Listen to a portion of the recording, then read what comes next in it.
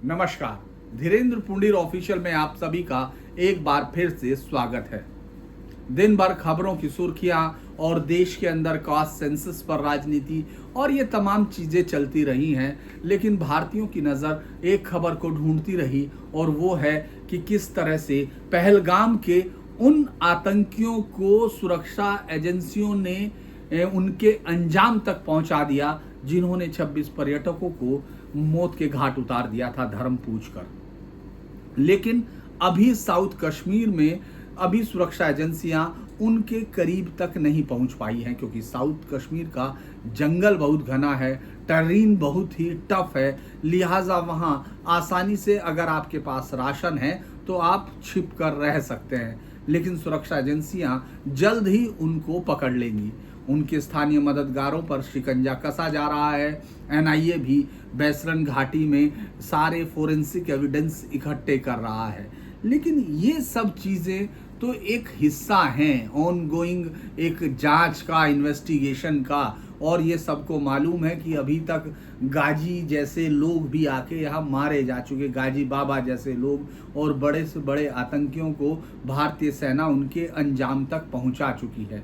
लेकिन इस बार भारतीय कुछ और चाह रहे हैं। भारतीयों का गुस्सा इस बार सिर्फ इन आतंकियों के मरने से नहीं हो रहा है। भारत और पाकिस्तान के बीच 22 अप्रैल के बाद से जो तनाव है वो ज़्यादा रोज चढ़ता तो जा रहा है, लेकिन भारतीय लोगों का अब गुस्सा ज़्यादा बढ़ रहा है, क्योंकि उनको लगता है कि अब तक कार्रवाई नहीं हुई, जबकि जिन निर्दोष लोगों को मारा गया था उनके अंतिम संस्कार और उसके बाद की जो भी संस्कार है वो पूरे हो रहे हैं। क्योंकि ऐसा लगता है जैसे भारतीयों को ये यकीन था कि जल्द से जल्द सेना अटैक करके उनका जवाब देगी, लेकिन युद्ध कोई थिएटर नहीं होता। ज़्यादातर अगर मैं देख रहा हूँ तो यूट्यूब पर, सोशल मीडिया पर भारतीयों का गुस्सा उबल उबल कर बाहर आ रहा है। यहाँ तक कि कुछ लोगों ने लिखा कि हम तो उम्मीद कर रहे थे इस सरकार से कि वो पाकिस्तान को सबक सिखाएगी, लेकिन अब मोदी के लोग घर घर जाकर जाति पूछेंगे। ये बड़ी अलग सी बात है, क्योंकि ये बात बार बार कही जा सकती है कि किसी भी देश के सैनिकों का खून पानी नहीं होता जिसको जाया किया जाए।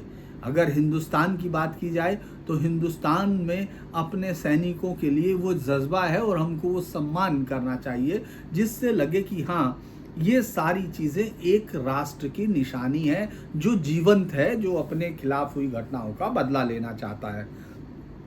चूंकि प्रधानमंत्री मोदी एक तरह से साफ कर चुके हैं कि पूरा का पूरा जो युद्ध के ऑपरेशन के लिए छूट सेना को दी जा चुकी है, तीनों सेनाध्यक्षों और सीडीएस के साथ बैठकर ये तय किया जा चुका। तो लिहाजा अब इसमें ये विरोधाभास आम जनता के अंदर क्यों है, ये बात ज़रूर बहुत इंटरेस्टिंग है, क्योंकि सेना अपने हिसाब से कार्रवाई करेगी, सेना अपने हिसाब से तैयारी करेगी, सेना अपनी मर्जी के मुताबिक जब वो सबसे मुफीद स्थिति में होगी और पाकिस्तान के सबसे कमज़ोर जब क्षणों में उसको सबक सिखाएगी। ये साफ है, क्योंकि प्रधानमंत्री मोदी के कहने पर पहले भी 2 कार्रवाइयाँ हो चुकी हैं, इस बार बड़ी कार्रवाई होनी है। तो लोगों के अंदर का जो इंतज़ार है भारत में वो लगातार लगता है बढ़ रहा है, उनको तनाव दे रहा है, क्योंकि वो अपने ही नेताओं से इतने सवाल पूछ रहे हैं। जैसे हिंदी फिल्म, मैं बार बार कहता हूँ कि थिएटर, हिंदी फिल्में, यूट्यूब्स, ये सब वॉर का फैसला नहीं करते, क्योंकि हिंदी फिल्मों में ऐसी फिल्मों की स्क्रिप्ट होती है कि जब तक लाश जो है चिता पर है तब तक दुश्मन की लाश वहाँ आ जानी चाहिए, लेकिन ये राष्ट्रों के साथ नहीं होता। राष्ट्रों के साथ युद्ध जो है एक बड़ा मसला होता है। आज अलग अलग युद्ध नीतियों पर बात कर सकते हैं, चाहे दुनिया के किसी भी जो युद्ध की नीतियाँ बनी हैं, युद्ध के जो डॉक्ट्रिन हैं उन पर बात कर सकते हो, चाहे तो अर्थशास्त्र में चाणक्य की युद्ध नीति, जो कौटिल्य की युद्ध नीति पर, उस पर बात करें, या चीन के महान योद्धा विचारक जिसको कहा जाता है सुन त्जू की आर्ट ऑफ वॉर, दुनिया के सभी डिफेंस कॉलेजेस में पढ़ाई जाती थी सारी, उन सब में, या फिर आप द प्रिंस देख सकते हैं मैकियावेली की, सभी पर हम लोग टुकड़ों में बात करेंगे तो देखेंगे कि कहीं भारत की तरफ से जो ये तैयारियां की जा रही हैं उनमें कहीं कोई कमी तो है नहीं, या क्या वाकई लोग इतने जितना व्यग्र हो रहे हैं वो उतनी जल्दी सेना को करना चाहिए, सरकार को उस पर करना चाहिए, इस पर तो बात करेंगे। लेकिन मैं आपको एक दूसरी बात बता रहा हूँ उसी तमाम युद्ध डॉक्ट्रिन से कि युद्ध तो चल रहा है, पाकिस्तान के खिलाफ युद्ध चल रहा है। पाकिस्तान के खिलाफ जिस तरह से सरकार ने अपने कदम उठाए थे, मैं उन कदमों की बात नहीं कर रहा हूँ, मैं आपको इस युद्ध नीति के एक हिस्से की बात कर रहा हूँ। चाहे कि आप आर्ट ऑफ वार ले सकते हैं सुन त्जू की, या कोई अर्थशास्त्र का या द प्रिंस ले, आपको ये पता चल जाएगा कि आखिर युद्ध किस तरह चल रहा है। वो मैं आपको कुछ चीज़ों में बताने की कोशिश करता हूँ। सबसे बड़ी बात है कि जो वॉरफेयर है, जो all warfare is based on deception, सारे वॉरफेयर हैं वो डिसेप्शन पे हैं। इस वक्त अगर आप देखेंगे पाकिस्तान पूरी तरह से एक कैओटिक कंडीशन में है। आप उसका अंदाज सिर्फ उनसे नहीं लगाइए जो नजम सेठी जैसे लोग हैं, या आरजू काजमी, निशार, या ये तमाम लोग जो उनके आपको स्क्रीन पर दिखते हैं, उन सब से उस पाकिस्तान की स्थिति का अंदाज़ा आप नहीं लगा सकते। अगर आपको देखना है तो आपको देखना होगा कि किस तरह से बलूचिस्तान में बच्चों को लेकर या तमाम लोगों को लेकर इमरजेंसी ट्रेनिंग दी जा रही है कि किस तरह से युद्ध की स्थिति में भागना है। अगर आपको देखना है तो आपको देखना चाहिए किस तरह से जो बॉर्डर के 500 किलोमीटर दूर तक उन्होंने सायरन लगा दिए हैं। अगर आपको देखना है तो आप ये देखिए कि किस तरह से उनके रात भर जेट से लेके तमाम जो वार प्लेन है वो अलर्ट में बाकायदा फ्लाई कर रहे हैं रात भर। और अगर आपको देखना है, आप लोंगोवाल, बाड़मेर, इन सब मोर्चों के पोस्टों पर, अग्रिम पोस्टों पर पाकिस्तान भेज चुका है अपने एडवांस पोजीशन में, जहां तक कि अभी लगाया जा सकता है। ये सब चीज़ें आपको दिखाई दे रही हैं जो उसका स्ट्रेस है। दूसरी चीज़ अगर आप देखेंगे कि ऐसा शहबाज शरीफ के, खैर आज एक और खबर थी कि शहबाज शरीफ के यूट्यूबर हैंडल्स पे और उसके ट्विटर हैंडल्स, उन सबको ऑफिशियल यूट्यूब उन सबको बंद कर दिया गया। साथ में कुछ पाकिस्तान के क्रिकेटर्स भी, जैसे शाहिद अफरीदी जैसे लोग, जिसका भाई यहाँ 2003 में आतंकी घटना में कश्मीर में मारा गया था, वो वहाँ से एक आतंकी था। तो ये एक आतंकी खानदान का एक क्रिकेटर है जो वहाँ हिंदुस्तान के खिलाफ जहर उगलता है। दूसरा आप बाबर आजम को देख चुके हैं, इसके अलावा रऊफ है, हारिस है, इन सब के भी बंद किए गए हैं। लेकिन जो खबर हम सबसे पहले बताना चाह रहे हैं कि जिस खबर पर ये बात विश्लेषित की जा सकती है कि युद्ध जो है चल रहा है, वो ये है कि पाकिस्तान के अंदर एक पहली बार इतने लंबे समय से भारत के खिलाफ वो 3-3, 4-4 युद्ध लड़ चुका है, लेकिन इतना बड़ा जो पाकिस्तान के अंदर की कैओटिक कंडीशन है जो उसके इतिहास में पहली बार, वो ये है कि राजनीतिक दलों ने सेना पर और आम आदमी ने अविश्वास शुरू कर दिया है। वो यकीन नहीं कर पा रहे हैं उस जनरल पर, जिस जनरल ने कि अभी उन्होंने बातों पर तालियां पीट कर उसका स्वागत किया था, जब उसने हिंदू मुसलमान दो अलग कौमें हैं और दो राष्ट्रों का विचार क्या है, जब इस पर प्रवासी भारतीयों के बीच में कहा था कि हमारे वो धर्म प्रति अलग है, हमारे विचार अलग है, हमारी संस्कृति अलग है, उस वक्त उन तमाम लोगों ने जिन्होंने तालियां बजाई थी, आज वो शायद अपने सर पर थप्पड़ बजा रहे होंगे अपने चेहरे पर,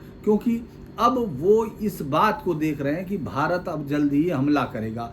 और करोड़ों सोशल मीडिया यूजर इस समय अगर आप देखेंगे लाखों की संख्या में वो असीम मुनीर को गालियां दे रहे हैं। उसके बाद सबसे बड़ी बात यह है कि अब तक मुल्ला मिलिट्री का जो गठजोड़ था पाकिस्तान का, वो भी बिखर रहा है। राजनीतिक जमात तो इसके खिलाफ खड़ी हो ही गई है, क्योंकि जिस राजनीतिक जमात में पीपीपी थी, जो इमरान खान की पार्टी, चाहे वो इमरान खान की पार्टी थी, इमरान खान की पार्टी भी जो पूरी तरह से पाकिस्तान में इस समय इसके अगेंस्ट है, क्योंकि असीम मुनीर के साथ ही झगड़े के बाद ये सब इमरान खान का ये दौर शुरू हुआ था। अब वो लोग कह रहे हैं, अगर आप वो कहते हैं, वो सीधा कह रहे हैं कि इमरान खान को बाहर निकालो, असीम मुनीर को बाहर करो और पाकिस्तान को बचाओ।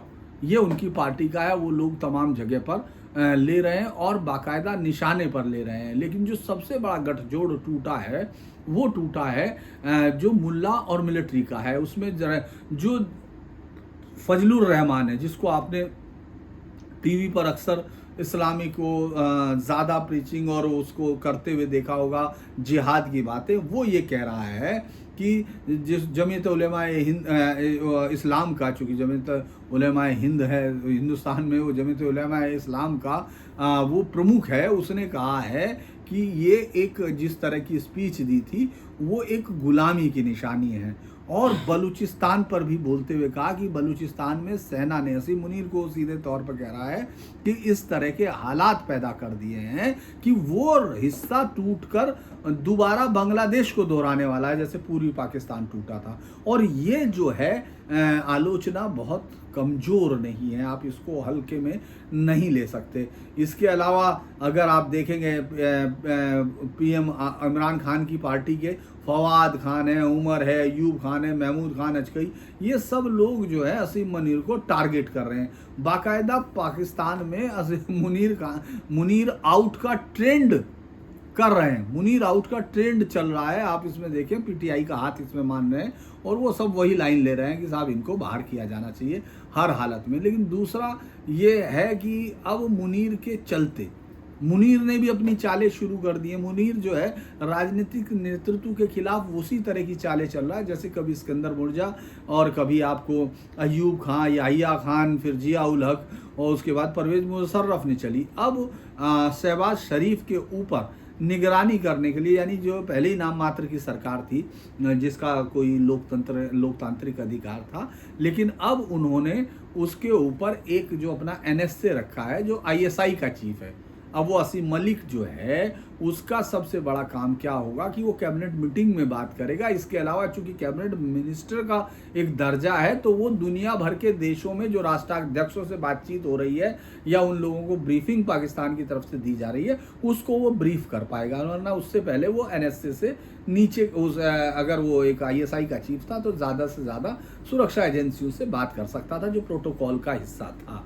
तो लेकिन अब वो कैबिनेट मिनिस्टर के लेवल पे है, जो पाकिस्तान के हिसाब से जो प्रोटोकॉल दिया जाता है, तो वो उन सब से बात करेगा। दूसरा, शहबाज शरीफ को लेकर हमेशा एक मजाक पाकिस्तान में किया जाता रहा था अब तक कि साहब शहबाज शरीफ का चूंकि एक एडीसी आर्मी का है, तो उसमें जो एडीसी बनाया गया है तो वो कैप्टन का है, तो कहा जाता है कि वो कैप्टन नहीं सैल्यूट करता, शहबाज शरीफ उसको सैल्यूट करते हैं। और अब जो नया मजाक शहबाज शरीफ को लेकर आप पाकिस्तान के ये सब सोशल मीडिया और पाकिस्तान के जो ट्विटर हैंडल्स हैं उन पर चल रहे हैं, जिसमें एक ये है कि अब तो जब असीम मलिक जो आईएसआई का चीफ है वो जब आएगा, कैबिनेट मीटिंग होगी, तो उस वक्त जब तक वीडियोग्राफर और फोटोग्राफर रहेंगे तब तक तो शहबाज शरीफ अपनी कुर्सी पर होगा, और जैसे ही वो फोटो ऑप्स के बाद बाहर जाएंगे वो उठाकर उस आईएसआई चीफ को अपनी कुर्सी पर बैठा देगा। तो ये सब चल रही है, ये सब उनके बीच का एक डिवाइड दिख रहा है। मैं आपको इसको युद्ध नीति से एक्सप्लेन करने की कोशिश करूंगा कि मैं इसको ऐसा क्यों बता रहा हूँ। इसके अलावा अगर आप देखेंगे कि पाकिस्तान में जो पूरा का पूरा जो उनका नेक्सस था टेररिस्टों के साथ, जो टेररिस्ट एक्सपोर्ट करते थे, लेकिन हमेशा वो ये कोशिश करते थे दुनिया को बताने की कि साहब हमारा इनके पीछे कोई रोल नहीं है, और भारत के आरोपों को, भारत के डोजियर्स को और उन सबको उठाकर वो इधर से उधर रख देते थे। लेकिन कहते हैं ना कि जब स्ट्रेस होता है, जब दबाव होता है, जब रणनीति ऐसी बनाई जाती है, जब आप पर प्रेशर इतना ज़्यादा हो जाता है, तो आपने देखा होगा बड़े से बड़ा अपराधी भी अपने से अपराध उगलने लगता है, जब वो पूरे डर में होता है, जब वो खौफ के साए में होता है। अभी आप देखिए जिस तरह ख्वाजा ने अब्बास ने किया, माफ़ कीजिएगा, रक्षा मंत्री के तौर पर जब उसने इंटरव्यू दिया, उसने कहा कि हम लोगों ने 30 साल तक ये डर्टी गेम में हिस्सा लिया और हमने ये डर्टी जो गेम किया वो वेस्ट के कहने पे किया। इसके बाद बड़ी वो हुई पाकिस्तान में, और पाकिस्तान के वो तमाम यूट्यूबर्स और नजम सेठी जैसे शांति के पैरोकार, अमन के जो अमन की आशा के, हिंदुस्तान के जो लोग वहाँ अमन की आशा टाइप एक वो बना के लेके जाते थे मोमबत्तियाँ, उनकी मोमबत्तियों को माचिस से सुलगाने वाला नजम सेठी अब इस बात पर सुलग गया था कि ये हमारे रक्षा मंत्री को नहीं कहना चाहिए था अंतर्राष्ट्रीय मंचों पर।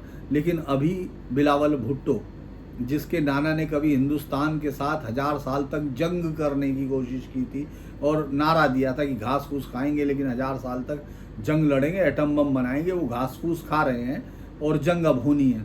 तो एटम बम का कोई इस्तेमाल होना नहीं। तो उसके बाद उनकी बेटी, जिसने जग जग मो मो हन हन कहा था, यानी हाथ काटने के लिए कहा था जगमोहन के, और कहा था कि कश्मीर को ये करेंगे, और उस समय वो भी जुगलर वेन वाली नायिका थी, जिनको वहीं के पाले गए आतंकियों ने गोली से उड़ाया था। अब उनका बेटा बिलावल भुट्टो, जो पाकिस्तान में है, वजीर खारजा भी है, उन्होंने उसको कहा कि जो शक्कर में अभी 3 दिन पहले, आप ये सोचिए 3 दिन में हालात कहाँ से कहाँ चले जाते हैं। 3 दिन में शक्कर की रैली में उसने बड़े जोरों के साथ, आपको याद होगा वो वीडियो, जब उसने कहा था कि यदि सिंधु में पानी बंद हुआ तो सिंधु में उनका खून बहेगा, यानी हिंदुस्तानियों का खून बहेगा। अभी वो उसी चैनल को इंटरव्यू देते हुए उसने भी कहा कि साहब हम ये हमारी हिस्ट्री रही है, यानी आतंकियों को पालना पोसना और उनको आतंक फैलाने के लिए बाहर भेजना, ये पाकिस्तान की एक हिस्ट्री रही है। ये आधिकारिक तौर पर मान लिया है पाकिस्तान ने। अब आप कह सकते हैं इससे क्या होगा? इसका सबसे बड़ा ये होगा कि हाल फिलहाल का सबसे बड़ा लोन IMF जो दे रहा था उनको, पाकिस्तान को, और जो FATF में, जिसमें से उसको ग्रे लिस्ट से बाहर कर दिया गया था 2022 में, भारत फिर इन सबूतों के साथ वहां जा सकता है, यानी उसको घेरने की कोशिश में बड़े तौर पर उनकी खुद की स्वीकृति है, जिसको वहां के स्टैटिस्टिशियन एक बड़ी गलती मान रहे थे। तो आप ये प्रेशर देखिए जो चल रहे हैं, उन पर चल रहे हैं इतने सारे। हमने बताया कि अलग अलग जगह वो ट्रेनिंग का वो कर रहे हैं, और भारत भी प्रेशर बनाना चारों तरफ से। आप देखे होंगे पहले मिसाइलों के परीक्षण किए, चाहे वो नेवी से किए हों, फिर एयरफोर्स से किए, फिर सरफेस टू सरफेस की गई। तो अलग अलग मिसाइल परीक्षण और अलग अलग हथियारों के परीक्षण के साथ साथ वो युद्धाभ्यास भी कर रहा है। पाकिस्तान ने भी युद्धाभ्यास किया, पाकिस्तान भी युद्धाभ्यास 2 कर चुका है अपने हिसाब से दिखाने के लिए, लेकिन पाकिस्तान के पास युद्धाभ्यास के बाद युद्ध करने के पैसे ही नहीं बचेंगे। इतना उसके हालात उसके जो है वो इतने ख़राब हैं। 288 के हिसाब से अगर हम लोग देखें तो उसका $1 के बदले है, तो ये तो हालत ख़राब है। लेकिन वो युद्धाभ्यास कर रहा है। भारत ने जो कराची के बिल्कुल करीब वाले हमारे हिस्से में है, उसमें उन्होंने ऑपरेशन मतलब एक पूरा युद्धाभ्यास कर रहे हैं, और लोग इसको कह रहे हैं कि शायद कराची उस पर ऑपरेशन ट्राइडेंट की तरह कराची भारत के कब्जे में होगा, भारत उस समय इस तरह का एक्शन लेगा। और ये सब चूंकि पहले दोनों हमले, एक बार आप एयरफोर्स से सर्जिकल स्ट्राइक कर चुके, एक आप पूर्व के बाद जाके थल सेना की तरफ से स्ट्राइक कर चुके, तो अब लोगों को लगता है कि नेवी ही बेहतर होगी। लेकिन मैं फिर ये कहूँगा कि ये कोई स्टूडियो से बैठकर तय किए जाने वाली कहानी नहीं है। ये सेना को अपना समय देने की ज़रूरत है आपको। अब बात ये तो मैंने आपको पाकिस्तान का कहा। पाकिस्तान में मुनीर के खिलाफ जो क्षेत्रीय असंतोष है वो भी है, क्योंकि उसको बलूचिस्तान का जो है, इस तरह बलूचिस्तान में इस समय सबसे बड़ा अगर खलनायक कोई है तो वो आसिम मुनीर है। अभी कुछ दिन पहले हमने एक और थाने पर पुलिस और मिलिट्री के बीच में झगड़ा होते देखा, जिसमें पुलिस वाला सीधे तौर पर गाली दे रहा है आसिम मुनीर को, कह रहा है कि जाओ उसको बता दो इसकी फौज होगी, यहाँ उसको नहीं मानेगी। यहाँ तक कि स्थानीय लोग गिलगित बाल्टिस्तान के सेना को गाली दे रहे हैं। वो कह रहे हैं कि यहाँ उनकी सेना ने हमारे संसाधनों पे कब्जा किया, अब उनकी कब्र यहाँ हिंदुस्तान लोग बना देंगे, पहाड़ों पे ही कब्र बनाएंगे। इसके अलावा अगर आप देखेंगे सिंध कैनाल का विरोध थमा नहीं है, जबकि भुट्टो और शहबाज शरीफ मिल चुके, उन्होंने ये भी मान लिया, फैसला भी कर लिया कि किसी भी प्रोविंस के बिना सहमति के कैनाल नहीं बनेगी। लेकिन सिंधी अभी तक कह रहे हैं कि सेना के लोग उनका पानी चुराना चाहते थे, जो अभी भारत के डर से बचा है, लेकिन कल नहीं वो चुराएंगे, ये नहीं हो सकता। तो इसको जो शत्रु के अंदर जो पूरी तरह से पागलपन की स्थिति, कन्फ्यूज़न क्रिएट कर देना, वो सब आपको यहाँ दिखेगा। इसके अलावा आपने देखा ही था कि इस तरह की खबरें बहुत आ रही थी, आपने बहुत 3-4 दिन पहले, क्योंकि यूट्यूबर्स बता ही रहे हैं आजकल कि 4500 सैनिक 250 अधिकारी भाग गए, लेकिन ऐसी बात वहाँ डिनाई की जा रही है। और मुझे भी इस बात पे थोड़ा सा शक इसलिए होता है कि सेना लड़ने के लिए है और लड़ती है, ऐसा नहीं है कि वो, चूँकि वो बनी इस तरह की चीज़ों से है, तो उसके अंदर एक बिल्ट है कि वो कट्टर है, और बेसिकली वो इस्लाम के नाम पर बनी हुई फ़ौज है जो उसके लिए लड़ती है। तो लिहाजा वो वहाँ से भागना या नहीं भागना, लेकिन ये है कि वहाँ मुनीर के खिलाफ एक बहुत बड़ा अभियान जा रहा है। तो ये वहाँ पाकिस्तान की स्थिति है। अब हम अगर इसको हिंदुस्तान के नज़रिए से देखें कि देर क्यों हो रही है, ये सवाल है।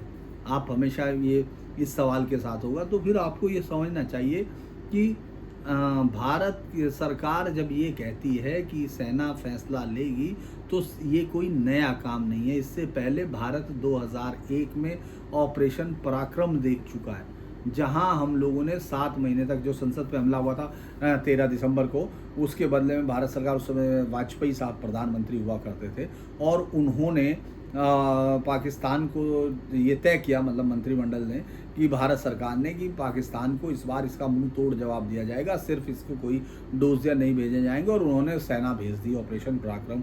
उस दौरान बहुत सभी की छुट्टियां कैंसिल की गई, बहुत बड़ा पैसा लगा, और सेना 7 महीने तक बॉर्डर पर पड़ी रही और उसके बाद वापस लौट आई। उस दौरान पराक्रम के नाम पर जो मेडल दिए गए वो भी पराक्रम मेडल कहलाए, लेकिन सेना ने बॉर्डर पार नहीं किया, किसी तरह की कोई वो नहीं हुई। और इसका नुकसान क्या होता है? इसका नुकसान ये होता है कि आप 2008 में और बड़ा हमला देखते हैं। इस दौरान पूरे देश में आतंकियों ने सिलसिलेवार जो सीरियल बम धमाके हैं, जिसमें इंडियन मुजाहिदीन, आसिफ रजा कमांडो फोर्स, हुजी और लश्कर तैयबा, जैश-ए मोहम्मद जैसे आतंकी संगठनों ने अलग अलग जगह पर ऑपरेशन सिंटरलैंड में भी अटैक कराए और बाकी सब जगह। और चूंकि सेना 2008 के बाद आपने खुद ही देखा, अब ये सामने आ चुका कि सेना तैयार थी, लेकिन आदेश देने वाले गायब थे, उनके अंदर हौसला ही नहीं था। तो ये मैं बताना चाह रहा हूँ कि सिर्फ बयानबाजी या जुमलेबाजी से तय नहीं होता है। हालांकि मैं ये नहीं कह रहा कि वाजपेयी साहब में ये फैसला करने की कुव्वत नहीं थी, लेकिन ये भी तय होता है कि वक्त के साथ साथ नेता, जनता तय करती है कि उनको करना क्या है। उस वक्त की जनता शायद इतने क्लियर तरीके से अपने मैसेज को दे नहीं पा रही थी जितने आज दे सकते हैं। आप लोग कुछ ही मिनटों में सरकार के खिलाफ जब उतरते हैं सड़क पे, तो सरकार को सुनना पड़ता है, और वो जो नेता अब आपको दिखाई दे रहे हैं वो आपके चुने हुए नेता हैं। तो लिहाजा ये कह पाना कि कोई आदमी, ये शख्स कह दे कि नहीं साहब ये जानबूझ के लेट किया जा रहा, तो वो मुझे लगता है बचकाना है। अगर हम लोगों को वापस थोड़ा सा पीछे की तरफ चलते हैं तो 1971 के वॉर की तरफ हमको जाना पड़ेगा, जब श्रीमती इंदिरा गांधी प्रधानमंत्री थी और ऑपरेशन सर्च लाइट में लाखों लोगों की हत्या कर दी थी टिक्का खान ने, और उसमें उसको बूचर ऑफ बांग्लादेश ढाका कहा गया। इससे पहले उसको, वो ये तमगा लेके बहुत खुश होता था, इससे पहले उसने बूचर ऑफ उसको बलूचिस्तान भी कहा जाता था, और बलूचिस्तान से यहाँ भेजा गया था कि वो करेगा। और ऑपरेशन सर्च लाइट के चलते हिंदुस्तान में इतने जो शरणार्थी आए, तो उसी समय जब एक संख्या बढ़ गई तो प्रधानमंत्री श्रीमती इंदिरा गांधी ने साफ तौर पर बुलाकर सेम को कहा, सैम मानेकशॉ जो उस समय हमारे सेनाध्यक्ष थे, field marshal Sam Manekshaw, Hindustan के नहीं दुनिया के ग्रेट जनरलों में जिनका नाम लिखा जाता है, तो सैम से कहा गया कि आप तैयारी कीजिए, युद्ध कीजिए, आप युद्ध कीजिए। तो उन्होंने साफ मना किया कि अभी मेरी सेना युद्ध के लिए तैयार नहीं, समय चाहिए। आप आज इस पर बात कर सकते हैं कि साहब ये कैसे कोई सेनाध्यक्ष कह सकता है, लेकिन वो जब एक सेनाध्यक्ष राष्ट्र के प्रमुख को सच्चाई बताता है तो वो इसी तरह से होती है। नहीं तो 62 की हार में आपने खुद देखा है कि जिस तरह की जो ग्रवोक्तियाँ, अतिशोक्तियाँ की गई, उसका नुकसान एक राष्ट्र को शर्मिंदगी के साथ हार का, हिंदुस्तान के इतिहास के सबसे गंदे पलों में से शायद जो हम लोगों ने 1962 का वार देखा। तो खैर सैम ने ये अपने इंटरव्यू में बताया था, और उन्होंने बताया कि फिर 7 महीना उनको लगा, एक मार्शलैंड सूखेगी पूरा उन्होंने पूरी योजनाओं पे फोकस किया, कहाँ कहाँ पाकिस्तानी सेना की कमजोरी है, कहाँ कहाँ काटा जा सकता है। और फिर भारत ने नहीं, दुनिया ने देखा, जो हाल फिलहाल की दुनिया में सबसे बड़ा आत्मसमर्पण था। 93,000 लोगों की पेंटें उतारी गई। ये एक सेरेमनी होती है, आप चाहें तो इसको फ़ोटो जाके देख सकते हैं। जो सेना अपने आप को दुनिया की सबसे काबिल और बहादुर फौज कहती है, पाकिस्तानी फौज, वो हिंदू बनिया जिनको कहती है, जो लड़ने से पहले डर के भाग जाते हैं, उनके सामने पेंटे उतार के अपनी अपमानजनक स्थिति में सामने खड़ी है। वो फ़ोटो मुझे लगता है पाकिस्तानी रात में सोते हुए सपने में भी देखते होंगे, लेकिन वो भूल जाते हैं कि ऐसा होगा। तो ये एक, उस समय भी 7 महीने की तैयारी का समय लगा था। 65 में भी पाकिस्तान ने अटैक किया। हमने जो देखा कि 1948 का ज़रूर हमारे पास उदाहरण है, जब सेना ने थोड़ा सा कहा कि हमको टाइम चाहिए, लेकिन सरदार पटेल ने कहा कि नहीं, कल सुबह लैंड करना चाहिए। तो वो हुआ, वो सिचुएशंस उस तरह की थी। आज हमको तय करना है कि हम पाकिस्तान को एक ऐसा जवाब दे सके, लेकिन वो भी अपनी शर्तों पे, ऐसा ना हो कि हम अपने आप को नुकसान करने की स्थिति में दें। और जब सरकार ने कहा, तो मैं आपको कुछ चीज़ें बताते हैं कि वो क्या कहते हैं कि दुनिया के किसी भी वॉर मैनुअल में सबसे पहली जो ज़रूरत होती है कि भाई युद्ध जो है सबसे किसी भी राष्ट्र का सबसे महत्वपूर्ण और आखिरी कदम है, जिस पर कोई राष्ट्र जो है बर्बाद भी हो सकता है, उसका उत्थान और पतन दोनों संभव है। दुनिया के युद्ध मैनुअल में जो सबसे पहला काम है वो है मोरल इन्फ्लुएंस। इसको बोलते हैं कि मोरल इन्फ्लुएंस है, इसका अर्थ है कि आपके नेतृत्व के साथ पूरी तरह समन्वय होना, यानी आपके नेतृत्व ने जो कहा या नेतृत्व का जो फैसला है उसके साथ उस समय पूरी तरह एकाकार होना, ये मोरल इन्फ्लुएंस की निशानी होती है। मोरल इन्फ्लुएंस में ये भी कहा जाता है कि फिर सेना को कैसे मोरल इन्फ्लुएंस होगा। मोरल इन्फ्लुएंस हमेशा उस सेना का ऊपर रहेगा, हमेशा आगे रहेगा जो अपने रेगुलराइजेशन है, जिसमें रेगुलर स्ट्रक्चर है, ऑर्गेनाइजेशनल स्ट्रक्चर है, तो वो कहा जा सकता है कि जो मोरल एबल है। इसमें कहा जाता है जो कमांडर मोर एबल है which army obtain the advantage of nature and the terrain in which regulation and instructions are better carried out which troops are the stronger. तो ये एक आपके साथ भारत की इस फौज जो है दुनिया की सबसे डिसिप्लिन्ड फौज मानी जाती है। तो लिहाजा उसमें तो है ही, लेकिन कहा जाता है कि भाई आप जो है युद्ध अभी तक नहीं हो रहा है, तो उसमें कहा जाता है कि आप जो है दूसरे के जनरल को anger his general and confuse him, उसको कंफ्यूज कर दीजिए। तो आसिम मुनीर इस समय कंफ्यूजन की स्थिति में है, आप उनके नेताओं को देखेंगे वो कंफ्यूजन की स्थिति में है। प्रिटेंड इन्फीरियरिटी, आप इन्फीरियरिटी शो करते हैं तो वो तो क्या हिंदुस्तान नहीं कर सकता, लेकिन इंक्रेज और करेज उनको इनकरेज करें उनकी एरोगेंस को। तो आप देखते हैं पाकिस्तानी वीडियो पर मीडिया में वो गाने शुरू हो गए, आपने देखा होगा पाकिस्तान के टीवी चैनलों पर अगर आप जाएंगे आज वो पूरे देश में परसों से वो गाने बजा रहे हैं, आप लड़ो, युद्ध करो, दम भरो, हम लोग आंखें दिखा देंगे, हम ये कर देंगे, और पूरे युद्ध का एक फ्रेंजी माहौल है जो उनकी एरोगेंस को और बढ़ाता है। तो मुझे लगता है कि ये भी एक उसी तरफ बढ़ती है। Victory is the main objective of war. तो यानी आपके लिए इस बात का कोई मतलब नहीं है कि आप ये सोचें कि साहब देर हो रही है या बहुत ज़्यादा देर होगी। अभी इतनी देर नहीं हुई है कि आपको शक करना पड़े, आपको अपने सैनिकों पर यकीन करना होगा, क्योंकि अब पूरी जिम्मेदारी सैनिकों के पास है। इसी तरह व्हाट इज द जो supreme importance in the war is to attack the enemy strategically. जो स्ट्रेटजी है वो एनिमी की स्ट्रेटजी पर ही वार सबसे बड़ा वार होता है। तो पाकिस्तान का आपने देखा होगा, पाकिस्तान अगर हम लोग थोड़ा भी पेशेंस रखते हैं तो पाकिस्तान पेशेंस खो देता है, चाहे वो 71 का वार हो।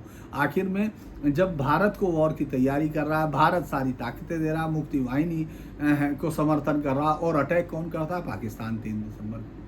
उसी तरह से अगर आप देखते हैं 1965 के वार में चंब का मोर्चा खोलता है, वो सब चीज़ें खोलता है, तो वो ये सब करता है।